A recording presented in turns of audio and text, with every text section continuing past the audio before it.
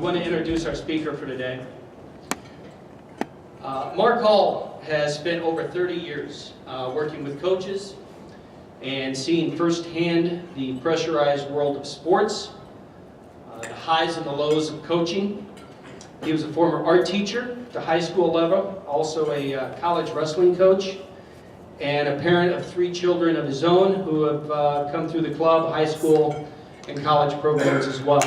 So he's seen the potential within the sporting community and the pitfalls as well. For 6 years, he served as a character coach for the University of Wisconsin-Eau Claire football team. And that role was actually expanded to the UWEC softball, soccer, basketball, and gymnastics teams. Mark has also been a presenter for USA Wrestling Coaches School at the Olympic Training Centers in Colorado Springs and in Lake Placid, at the National Wrestling Coaches Association Convention, along with numerous schools and club coaching staffs across the country. 3-dimensional coaching. That's what we're going to hear about today. It's not just growing around the country, but it's also growing around the world. In fact, Mark serves as the international liaison for what's called the 3D Institute. He's done 3D workshops on four continents with coaches and sports leaders from more than 25 countries. Please welcome, coming all the way from the Twin Cities, I believe, correct? Or in that neighborhood, from Minnesota. Made the trek to come here today. Thank you very much for Minnesota. coming, Mark Hall. Minnesota? Are you kidding me? I'm a Wisconsinite through and through. I missed that. Just down the road here in Eau Claire. Sorry. But salam alaikum, shukran. I just got back from Egypt on Sunday, spending 2 weeks there doing 3-dimensional coaching clinics for high-level coaches at the Olympic Center there and parents as well. I received maybe the greatest compliment that I have received in working with coaches in 3-dimensional coaching from a Muslim coach in Egypt. If I remember, I'll share that with you. If I don't, remind me. We're going to take a journey today that we're going to start a journey. I hope that we can engage you on a much longer one. How many in here coach? How many in here coach? Where did you learn how to coach? From my previous coach, just like how I learned how to parent from my previous dad. Yeah, we learn by modeling, but there's also other ways to learn that we want to help you take a journey on as a coach. But many of you in here aren't coaches. So we're going to kind of double up a journey of sport today. We're going to talk about both coaching and parenting in this perilous, privileged, powerful world of sport. We're going to take a look at a short video of what 3-dimensional coaching is. The 2 most powerful words in the English language are, coach says. You know, there's a saying that sport teaches life skills. Sport does not teach life skills. Sport is a great vehicle by which life skills can be taught, but that can only be done through this person called coach. The problem is we are more enamored by greatness than we are by goodness. Coaches feel this pressure to transact with kids. You perform for me, I'll give you what you want. If we can help coaches understand their purpose in coaching, now they no longer have to transact with kids, but they can be deliberate about being transformational in their lives, all by how they coach them. It's empowered me to watch what I'm doing and to watch the reflection that I'm putting out in front of my athletes. If I'm not being a true role model, then I can't ask for that of them, and I can't ask them to be role models for others. To coach somebody in all dimensions of their being, their body, their mind, and their spirit. All coaches have to coach in the first dimension being physical. And we've identified areas that coaches got to be great in, no matter what sport that you coach. The issue then is most coaches stop there. Athletes today come to the coach with a whole lot different issues. So a coach now has to coach at a higher level if he's going to get a higher producing athlete. That introduces the second dimension. And the second dimension now is a coach has to step into the life of the athlete. For coaching the body, the physical aspects, dealing with the mind, the connection with you and others, we eventually have to get to the spirit. That part of our being that determines our value, our worth, our identity, our character, our significance. That's why we tell coaches it's now essential to learn how to coach the heart of the player, not just the skills and strategy of the game. Because if kids enter into an environment where they're cared for, they're not about to leave that. That's life-giving. And sport needs to be life-giving, not life-draining. So what we do is we come up with coaching strategies. Here's some things you might do off the field. Here's some things you can do during practice that actually allows the athletes to see what it would mean to play sport from within themselves in relationship with others. We want to help coaches identify their transformational purpose in coaching. Once a coach understands his or her transformational purpose, now sports moves beyond the realm of extracurricular to co-curricular. And you can actually spend that classroom time 2 or 3 hours a day, all by how a coach coaches. I originally thought that my purpose was to make a better athlete, to make a better cheerleader, to make a better runner, but that's not my purpose. My purpose is to help them improve in life skills as a coach through athletics and through their passion for the sport. To neglect one aspect is by definition to not be the best you can be. That's why we developed these resources, to coach somebody in all dimensions of their being.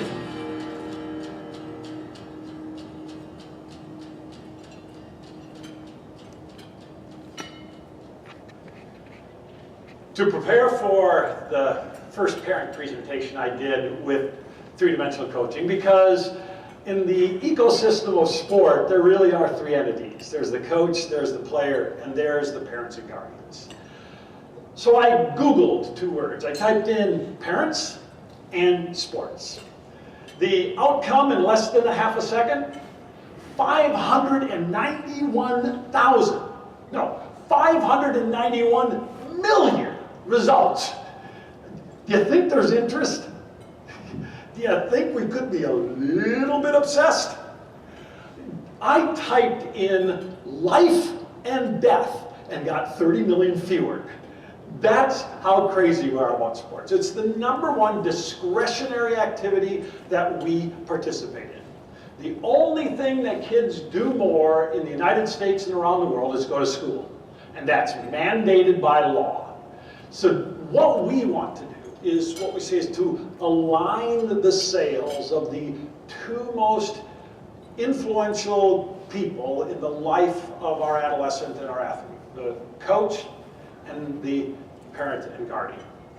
So that's the journey we want to take. But to care for this well, we need to understand some things.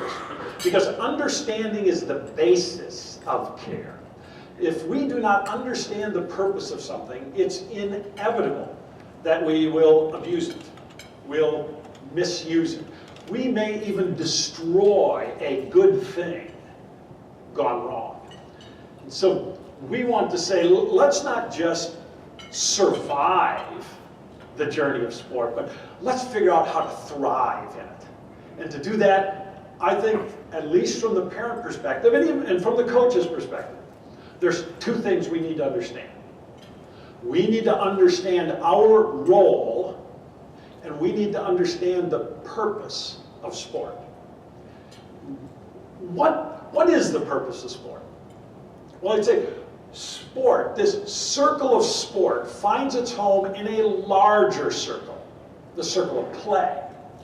Sport is a subset of play. And now, why do we play? Well, why do kids play? Why do we play? Well, why do you play? Yeah, because it's fun. Absolutely. What makes it so fun? Because play is one of the few things that engages our whole being. Our body, our mind, and our spirit.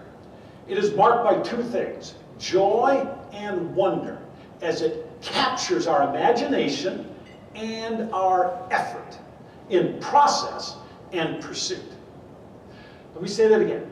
Play engages our whole being, our body, our mind, and our spirit. It is marked by joy and wonder as it captures our imagination and our effort in process in pursuit. So, what does it take? Anybody got a 4-year-old in here? Anybody got a 4-year-old kid? Boy or girl? Boy, what's his name? Oliver. Tell me, what does it take to capture Oliver's imagination? That's exactly right. Not much. It doesn't take much. Oliver can run around a circle. Whoa, this is awesome. And then he goes over here. This is great. This is great. And so much of the time, what we're saying to Oliver is, listen, we need you to run that in a straight line because we're going to put a stopwatch on it. And Oliver's going, why? Why? Well, here's why. The older we get, the more it takes to capture our imagination. So when we start with play. And play is just unstructured, imaginative physical activity. That's what play is. Kids, they create this in their imagination that's no structure to it, and then they go. But then we move from play to games. What are games? They are structured, imaginative physical activity. We hop around, and then we put the structure of hopscotch on it. And then we move to sport. What is sport? But simply structured, imaginative physical activity. Remember, there was a time when every sport we played didn't exist. And then we imagined it, and we made it up, and we put structure to it. But there's one more thing in sport that we throw in to spice it up, to liven it up. What is that? Yes, the spice of competition. Competition livens up our games. Any one of you ever played golf with a friend, and then you say, hey, $5 and who hits it closest? Watch that live, just $5, watch it liven it up. You get all excited about it, and the tension, and it raises up the excitement. Well, there's a warning that comes with that. Because competition is not satisfied with being the spice of sport. Competition wants to be the purpose of sport. What happens when competition becomes the purpose is it shoves out the original purpose, which is still joy and wonder, and inserts winning, results.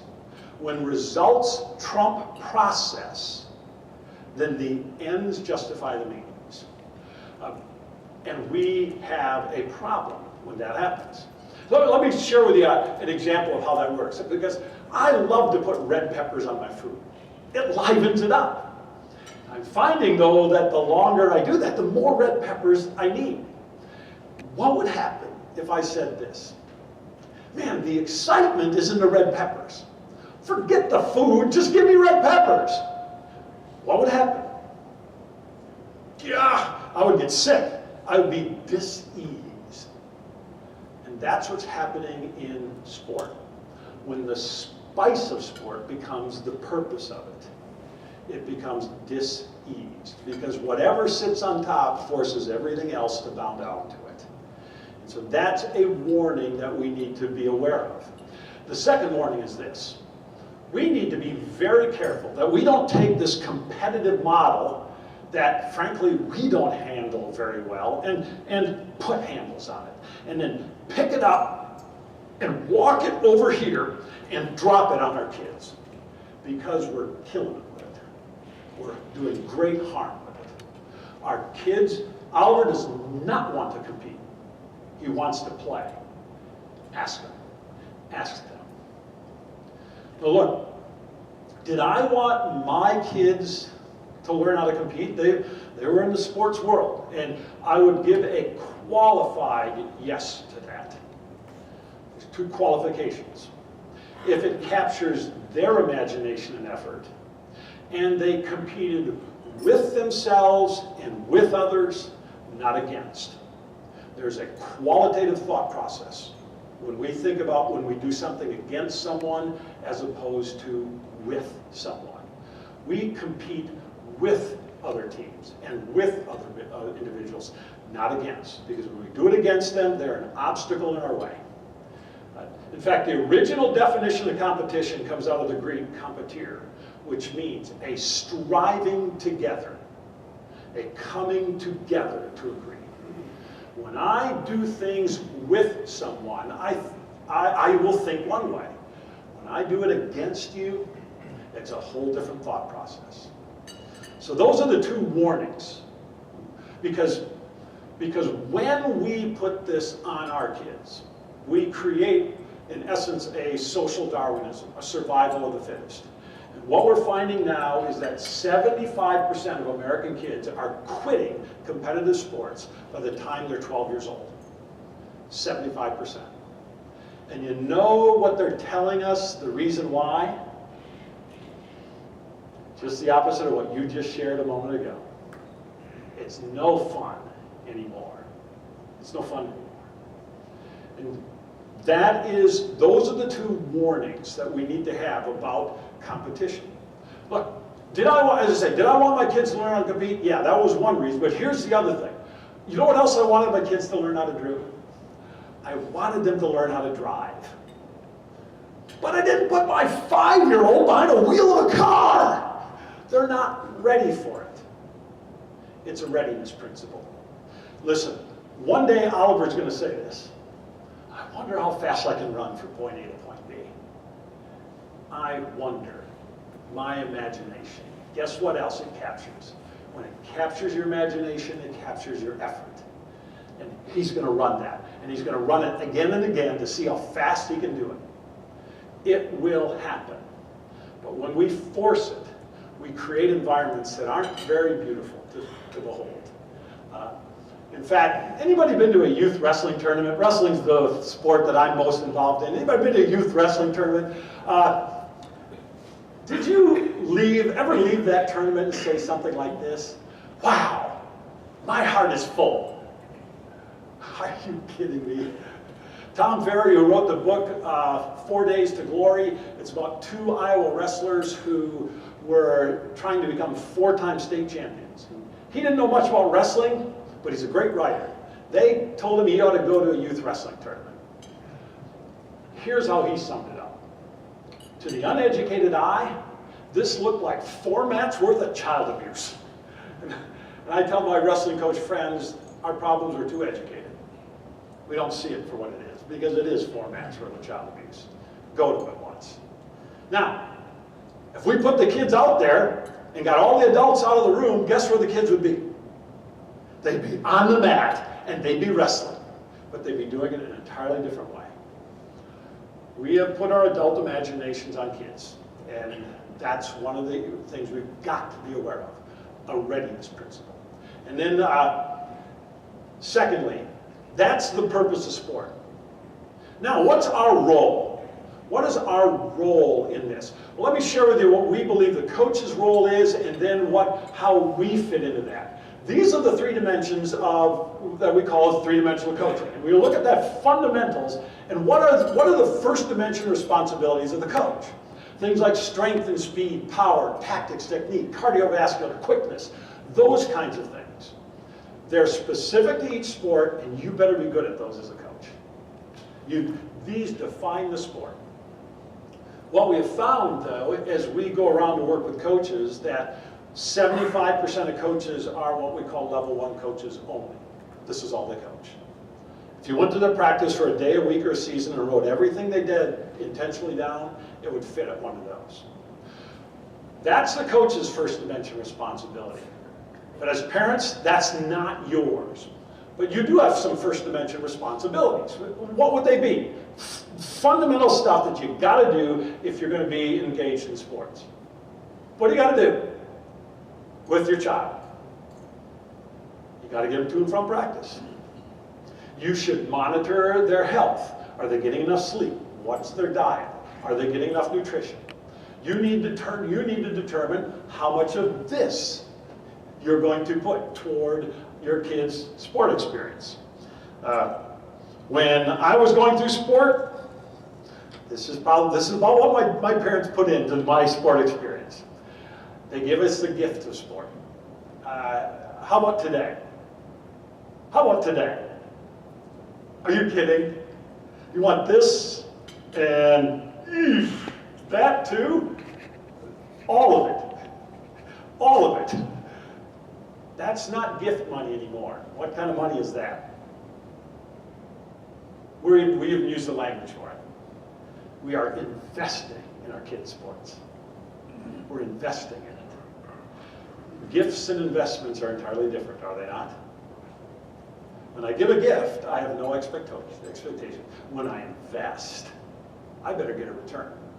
And those of you who are coaches in here, you're responsible for that return. 2 generations, you didn't have to do this, but parents are part of the process now. And that's not a bad or wrong thing. Listen, the Bible says where your treasure is, there your heart is. You got my kid and you got my money. You got me, okay? Now, help me to be a good parent in this process. You have to coach 2 generations. Now, you've got to coach the kid and you have to coach their parents. If you're going to thrive in the sport environment as a coach, you've got to coach 2 generations. Help us to be good sport parents. That's our level 1 responsibility. Those are the coaches' level 1 responsibilities. What about the second dimension? These are the things we say are the second dimension for our coaches. The things that engage in our interpersonal and interrelational issues of sport. My relationship with myself and others. Things like confidence and motivation, emotions, team cohesion, goal setting. Those are 5 of the top ones. There are more.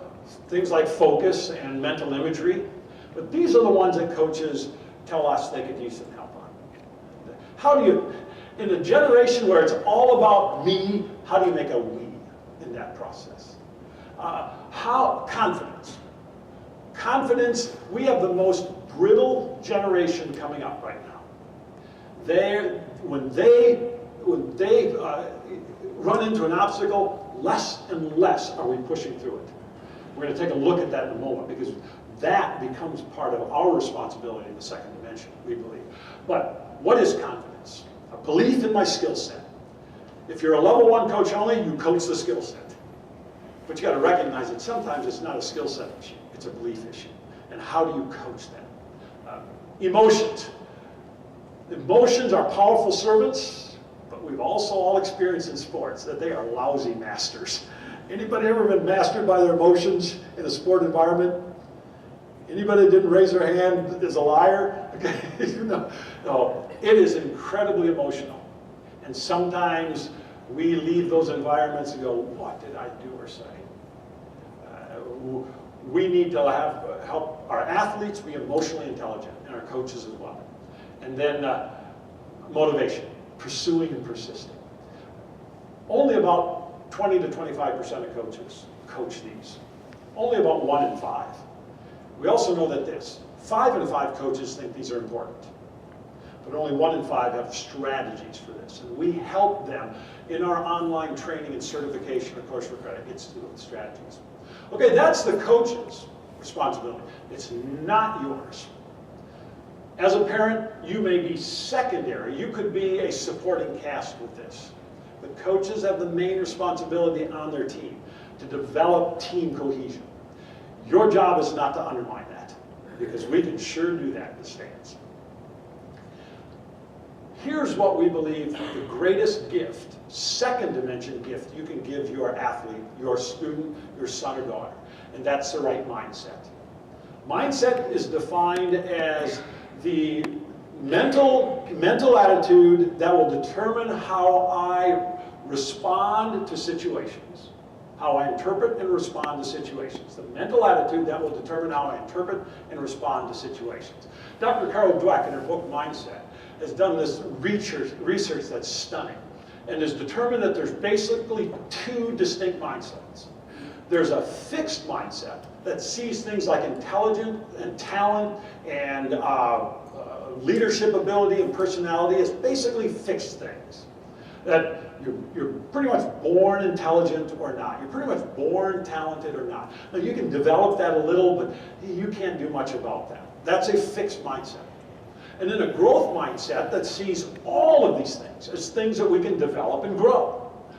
The research is so clear on that, is that when we tell people We make judgments that they are intelligent, they are talented.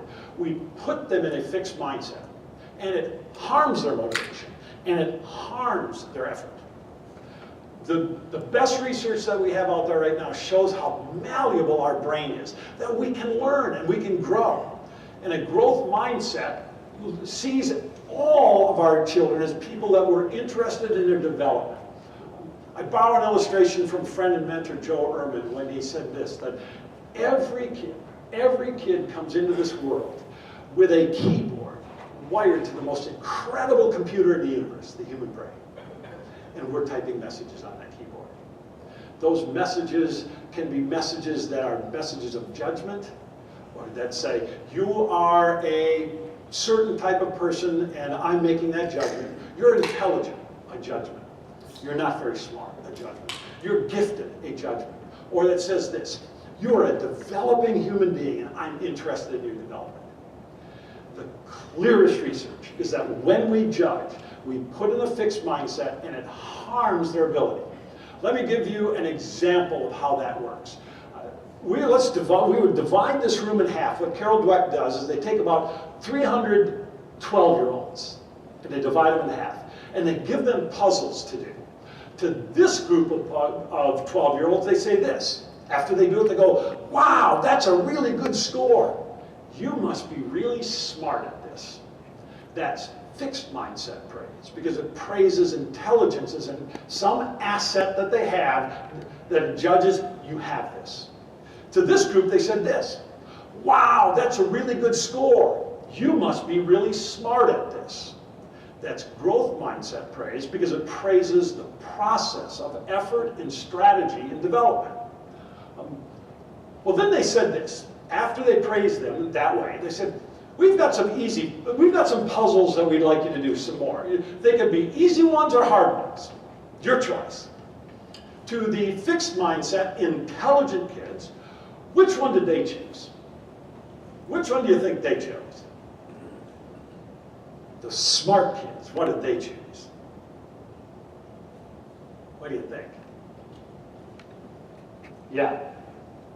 34% chose the hard. 2 out of 3 chose the easy ones. On this side, 90% chose the hard ones. They chose to be challenged. Well, they gave hard puzzles to both groups because they wanted to see what a challenge would do to their motivation. Here's what they saw. Quickly, this group started to disengage, they gave up, and their performance declined. This group stayed fully engaged in the process. They persevered and their performance increased. This is what happened. Because they gave easy puzzles to both groups after this to see what would happen. This group did 10 points worse than the first time. This group did 15 points better because of one sentence. Oh, and then they asked them to self-report their scores, to give their own scores. This group lied about their scores 10% of the time. Yeah. This group, 40% of the time. 4 times more, they lied about their scores. Why? Why do you think? Why do you think they lied? Yeah? They were embarrassed. They were trying to keep from being embarrassed. They were trying to protect their intelligence. Because you see, if doing well means I'm smart, then what does doing poorly mean? I'm stupid. Over here, it's got nothing to do with it. Over here, it's just about effort and strategy. It's the path to doing well. So these people aren't being judged. They're being encouraged. These people are being judged. By the way, the self-esteem movement in the United States, it needed to correct some things. But it is so overcorrected. When we tell every kid, you're gifted, you're intelligent, you're talented, you're smart, we put them in a fixed mindset. And they are the least persevering group that we have coming through. Every coach today who's coached for 20 years tells us kids are harder to coach today than they were 20 years ago. They don't take coaching as help, they take it as judgment. You're judging me. This group says, you're helping me. If you can give me new strategies to do better, well, that's help. This group says, I've been told I'm talented, and now you're telling me I'm not good enough. Well, you're judging me. So our kids do not need to know they're intelligent. They do not need to know they're talented. They do not need to know they're gifted. What do they need to know? They need to know they're loved. That's all they need to know. And then we encourage the process. This is what I won't go through this. This is a process of coaching and parenting to say, basically, what would you tell somebody who failed? What would you tell somebody who failed? Give me a minute on this. Elizabeth was a gymnast, 9 years old, going to her first gymnastics meet, and she was so excited to go. The night before, she was nervous, but she was imagining the ribbons and medals she would win and put on her wall. Well, she got to the gymnastics meet the next day and got out and actually performed very well for herself. She got a good score on the floor exercise. But what happened was, over time, other girls got better scores, and she didn't get a medal. And that happened in every event, and she was devastated. What would you tell her? You could tell her one of these 5 things. You could tell her you thought she was the best. You could tell her that she was robbed of a ribbon that was definitely hers. You could remind her that gymnastics is not that important. You could tell her that she has the ability and will surely win next time, or you can tell her that she didn't deserve to win. Which one do you choose? Which one do you choose? Her growth mindset dad chose one of those. So number 1, that's what grandma's told. That's what my grandma would always say. I thought you were the best. Grandma, I know I'm not the best, and so do you, because I didn't win anything, so I can't be the best. It's insincere and not helpful. Number 2, tell her, now it's just, when you don't do well, you blame others.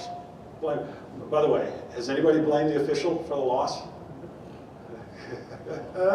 Sometimes.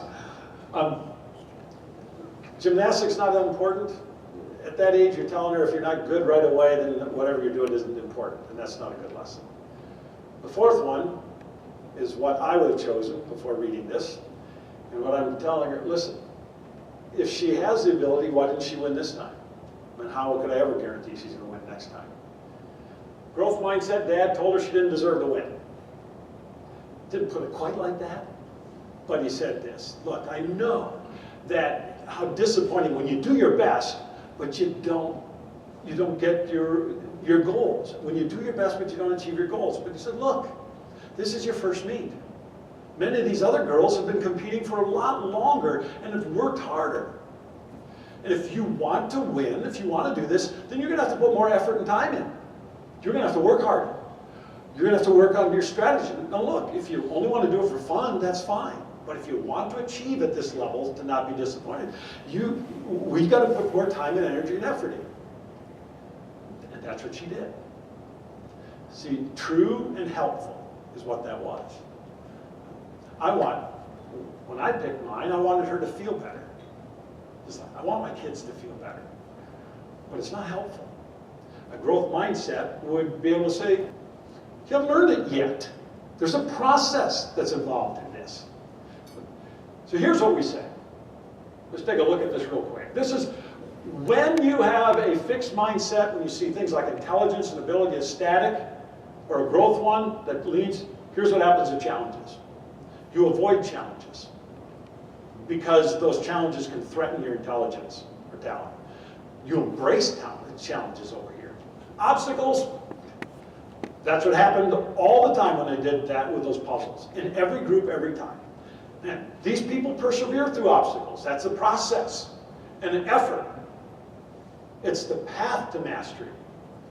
Effort over here, well, if you're smart, you don't have to work that hard. Only people that aren't very smart work hard. Effort sometimes is seen even worse. Because to put effort in means I'm not smart, if I'm judged. Here, they just see it that way. And then success, criticism, you're judging me. Criticism, you're helping me. By the way, coaching is a form of criticism. I'm evaluating, I'm making some judgments, and then I'm saying, let's do it this way, and I think that will help you get better. That's a form. Here you're judging me. Here, wow, thanks for the help. By the way, it's the same thing with success of others. Boy, if you're smarter than me, you're a threat. If you're winning more games than me, well, you must be doing something I might be able to learn from. I see other success as an intriguing thing. Effort, even, there's no such thing as failure here. There's just learning. There's just learning. Here, failure is a judgment. So our coaching points are this. To help you in the second dimension, praise effort and strategy, not intelligence or talent. Don't say, like I did to my daughter, oh, you're really gifted at piano, which put her in a fixed mindset. She didn't work very hard. She was 3 years old. She quit playing piano by 8. And I own some of that. Instead of saying, I love to hear you practice. When I say you're talented, it means I like how you play. And practice needs to be ugly. When you practice, you need to be making mistakes.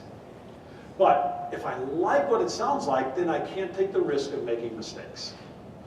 I can't take the risk of learning. Praise the process. I should have said, I love to see you sit down and try new things and listen to the mistakes in your learning. I love that you're taking on that challenge. That's what I should have said. The more specific, the more powerful. It's feedback. Don't say you're really good at that. If I said, boy, if I'm a coach, I say, I like what you're doing now with the 2 over that you're doing. You're not pushing it now. You're now getting the right form. Keep doing that. That's more specific and more helpful. Don't use praise like flattery. Meaningless. Praise when there's a good reason, and you can be specific. And finally, especially when we talk about it with coaches, praise, this is feedback, not a reward. It's feedback. You're doing this well. This is what I like to see. Keep doing this. And that's feedback. I'm not using it as a reward. So that's a second dimension gift to give your parent, give your kid. And then the third dimension. This is where most of us in the sport don't know how to approach this. And this is where three-dimensional coaching is uniquely different. In fact, we open the door to spiritual conversations, and then we partner with the Fellowship of Christian Athletes as we call them third dimension experts. I'm on staff with FCA. When I go internationally, I only go as a three-dimensional coaching institute presenter, and we partner with ministries all over the world to say they're the experts in this. But these are the things that are found at the heart. Things like identity, character, significance. Sport is impacting this. We need to understand the negative impact it's having on this. Here's what we've learned, that the longer you're in competitive sports, especially team sports, the less you make good moral decisions. That sport erodes moral character left to itself. And the research is pretty definitive on this. It's definitive. It also shows us that sport's a great place to build moral character. But it won't happen unless it's coached and parented. Because when winning sits on top, then moral character has to bow down to it. Because whatever sits on top forces everything to bow down to it. That is why sport is the most sanctioned form of idolatry in our culture today. Sport it's the #1 thing that keeps us out of Christian community on Sundays, because champions play on Sunday, even at 8 years old. It's got its places of worship, it's got its rituals, it's got its dress, it's got all the things, and its community. But it's a false one. When winning sits on top, everything else has to bow down to it. It has to be coached. It has to be coached. Because the longer we win, the more we have a performance-based identity. And we see this in all of sports. The longer you're in, the more it forms your identity. But when I have a sport performance-based identity, then my significance is found in winning. My value is found in performance. The dominant attribute is fear, or the dominant motive is fear, and the dominant attributes become pride and insecurity. And all pride is the mask of fear. And All insecurity is a substance of fear. But when my identity is rightly related, what I mean by rightly related is when my identity is found in Christ and in community. It's got to be found in both places. Christ and in community. Then my significance is found in being. My value is found in serving. The dominant motive is love, and the dominant attributes are humility and gratitude. Sport moves us along the road without coaching, parenting, and a community around us to a performance-based identity. And in 2010 survey of professional football and basketball players, 2 years after their careers were done, 79% were either jobless, bankrupt, or divorced. Because when what I do becomes who I am, and I can't do what I do anymore, who am I? Who am I? We help coaches to value the role of the Spirit in their life and in the life of their players, and then when they start to value that, we can have conversations. We can have conversations. Let me, I'm going to take you past this because I want to end with a video.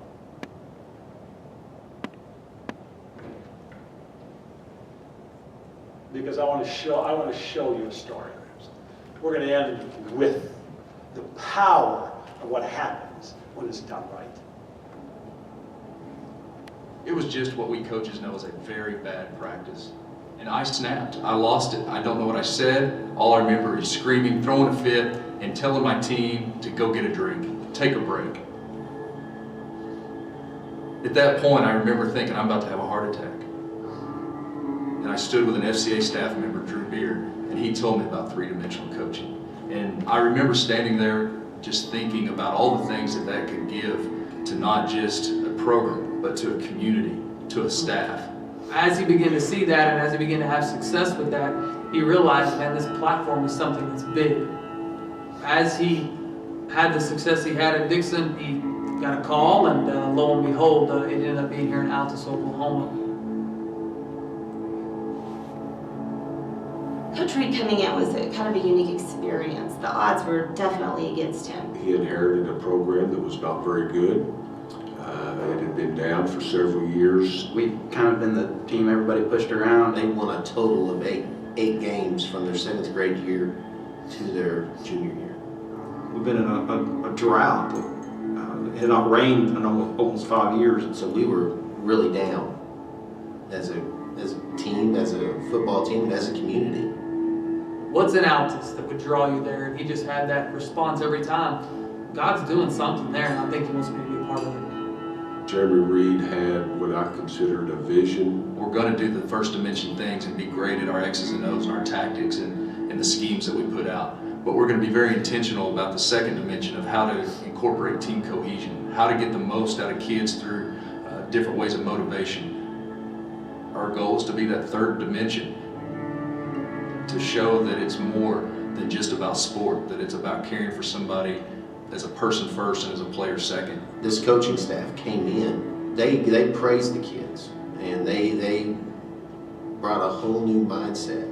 There's going to be times when we coach them hard, but we're going to love them. We're going to think about their life. I didn't really buy into it until I see exactly how it molded us together on the field. Something was changing inside the locker room and with the relationship between coaches and athletes.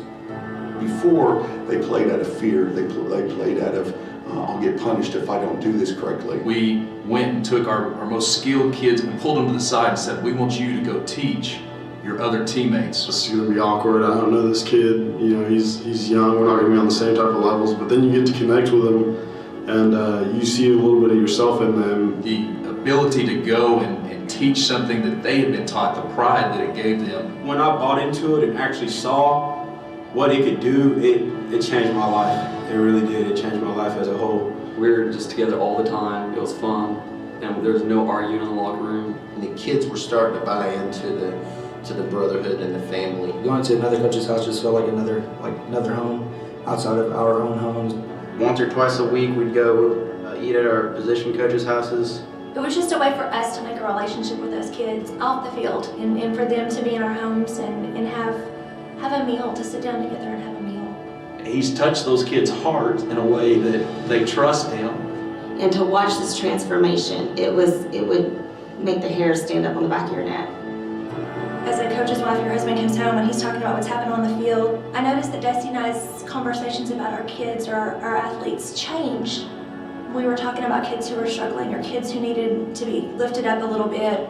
And I've seen these kids develop so much quicker. They work so much harder now. You know, our discipline problems, just the number of complaints, those issues really were diminished. When they started to connect with who these kids were and what they were trying to accomplish, our community really fell in love with this team. I've never seen that in this community before, of our community coming together to support our students.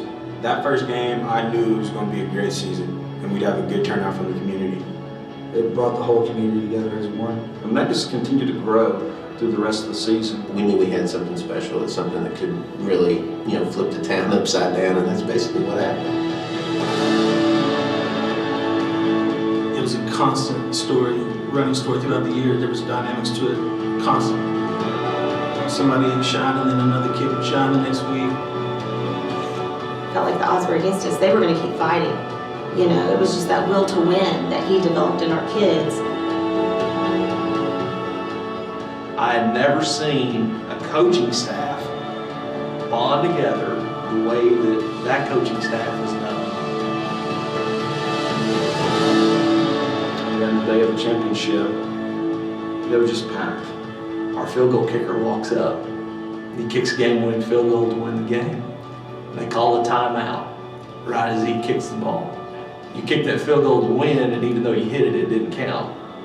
He goes back out on the field, and right before he kicks the ball, he turns and looks at Coach Reed, and Coach Reed looks at him and says, "No matter whether you hit this or not, I'm still going to love you. And you're an amazing kid." He goes, "I got this, Coach Reed." He walks out, kicks a 40-yard field goal, and wins the state championship game.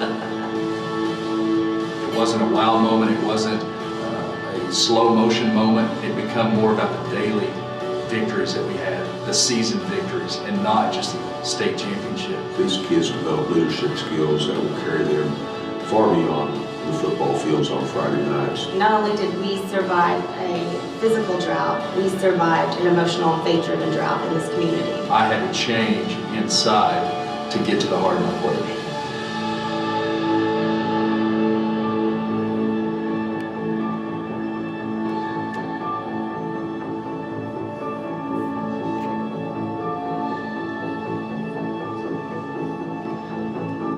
Every kid deserves at least one coach like that. Every kid deserves one coach that's like that. But it was his journey to take first. Let me tell you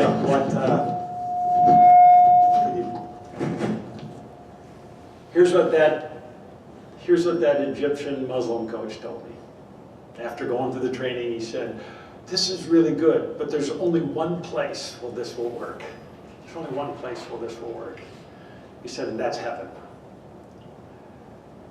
And I thought, thank you.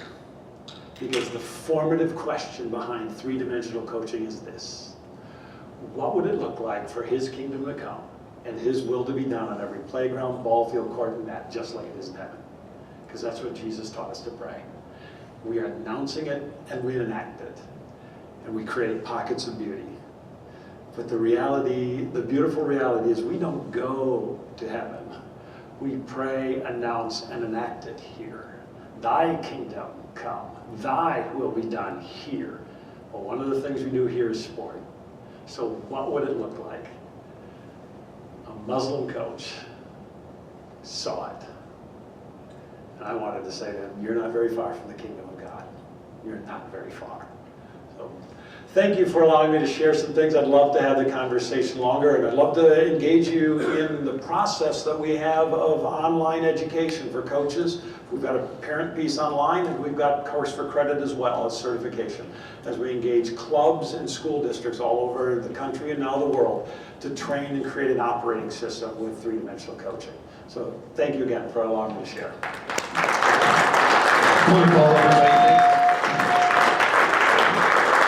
How's that? Is that better? I think it was mine. I had turned it on, so I didn't forget to. So Mark, thank you so much.